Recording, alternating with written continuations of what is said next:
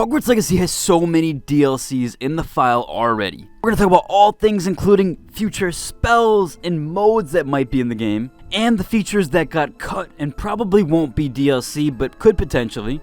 What's up, world? It's Strawberry back in another video, and we're talking about all things Hogwarts Legacy tied to the DLC and the potential there. So first off, I do want to talk about one of the features that seems to be probably cut, or at least was going to be something in the game and no longer was, probably because of gameplay concerns and other issues. But other people have talked about it, including other YouTubers, and that is the ability that there was going to be a stealth mechanic. You know, after there's like there's a few missions where you have stealth. I don't want to go into too spoilery, but it's really early on. It's the restricted section stuff.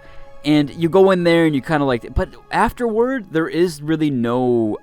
In fact, I don't think there is any way to get caught after that. There's like no stealth mechanic, but there was going to be one that was like applied to the whole school, because like at the beginning of the game, if you notice, they tell you and talk to you about, hey, you can't be out and about at night, and even after one of the first like cutscenes or whatever, they send you back to sleep, so they don't even let you out at night. So it is a bit weird that you can roam the school at night. Now, I wouldn't like that if there was like some super lockdown curfew thing, although a stealth mechanic wouldn't be as bad, especially because you can get that talent that makes you sprint. But yeah, it probably didn't mesh well with the overall gameplay and the puzzles, and probably getting caught when you're doing a puzzle, or getting caught when you're like just searching for something, or those demiguise moons. It probably wasn't like fun gameplay overall, and it just kind of created probably like a more of a bigger mess, because a lot of that coding and stuff like that is a lot of work to get down, especially stealth stuff and things that are used with like the vision of the NPC and like what they can see. It's hard for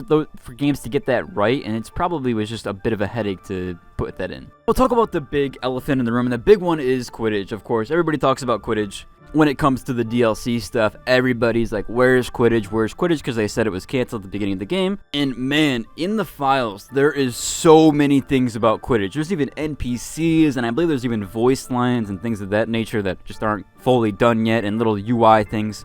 So we're definitely probably going to get Quidditch eventually, I would say. It's probably going to be on their list. I would imagine that was probably, they probably held back on Quidditch for DLC purposes, which is kind of understandable, especially with the way that flying works. I mean, you can't even look up and down with flying, and even with mods so far, I haven't been able to find a free cam mod. It's all just like you can control it with your mouse, but there isn't really like one that just allows you to look up and down yet. And even so, the councils need to be able to do it too, right? They want to be able to look up and down and have their fun with it. So it's probably because they didn't get the flying all the way down. Now, the flying seems okay to me so far. I will say with the hippogriff, I don't like flying it. It's not, I don't know, I don't understand how to stop the thing, and it's not the same as the broom, so maybe I need to look at the keybinds or whatever, but it feels like it just kind of goes on its own. Now, it seems faster, so it's like probably like travel from point A to point B, more so than like looking around like the broom.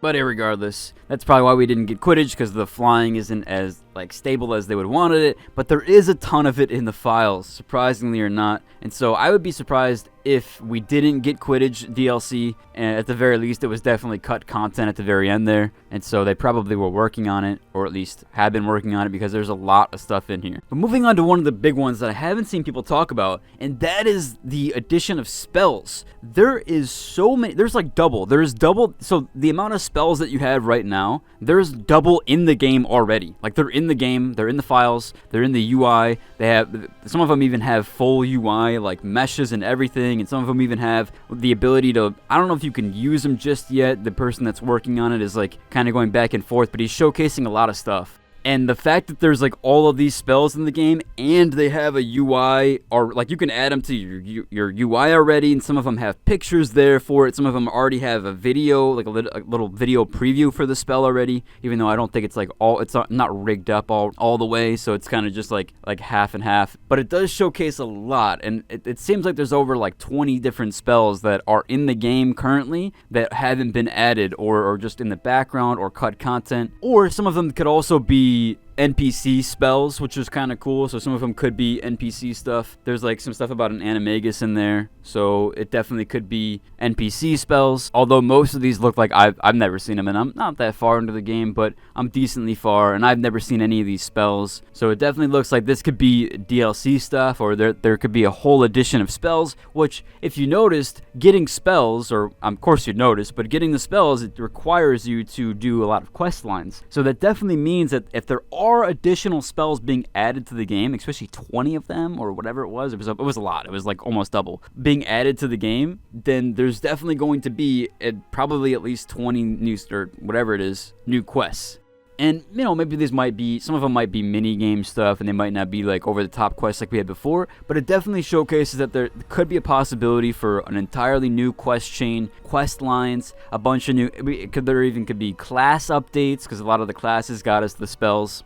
There's a lot here with finding that, because finding that many, like it was a lot. It was a large list of spells, and they all had UIs, like UI buttons and everything. Finding that many in the files showcases that they have to have something either planned or it was like majorly cut content from the game, because if you have this many spells, you have to, I would assume, again, we have to tie that back to the quest stuff, and we have to tie it back to the classroom stuff. That's where you get the spells from. So that just showcases that there's like a huge potential here for massive amounts of like additional story content, massive amounts of additional story quest stuff that like pertains to side characters, maybe even having more of their story fleshed out.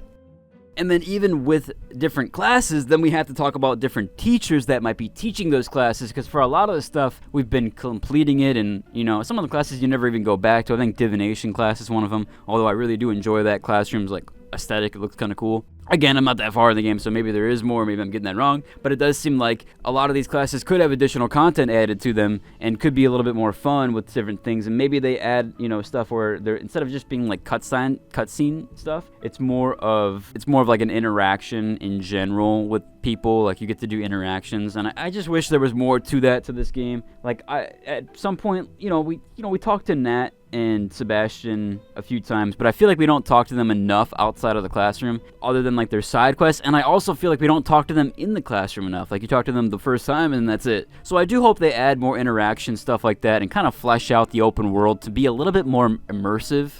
I think that's been a lot of complaints right now, is just that the world it's not very immersive. It's a very cinematic piece. It's a very cinematic game. It looks very good. It's like an art piece. Some people are considering it like a Hogwarts museum, not a Hogwarts simulator. And I was kind of hoping for a Hogwarts simulator on the aspect of it being toned down somewhat. I'm not expecting anything crazy here. But I think a lot of people wanted there to be more immersion, like sitting down and people sleeping at night, and you having to use your dorm room more often. Like, you use the dorm room one time and then you really don't have to go back because you can just access the outpost from your menu. There's a lot of complaints there, so I really do hope they flesh out that part of the content, because I really do think if they just took a little bit more time to flesh out some of the immersive stuff in the world, they would have a great game on their hands and people wouldn't be able to complain, and they would absolutely love it, and it just adds that extra element that people really are searching for. But that does about cover it for today's video, and that is all things DLC, and there's a lot of hype around this, so I hope you enjoyed today's video, and if you did, leave a like and subscribe, and until the next one, deuce.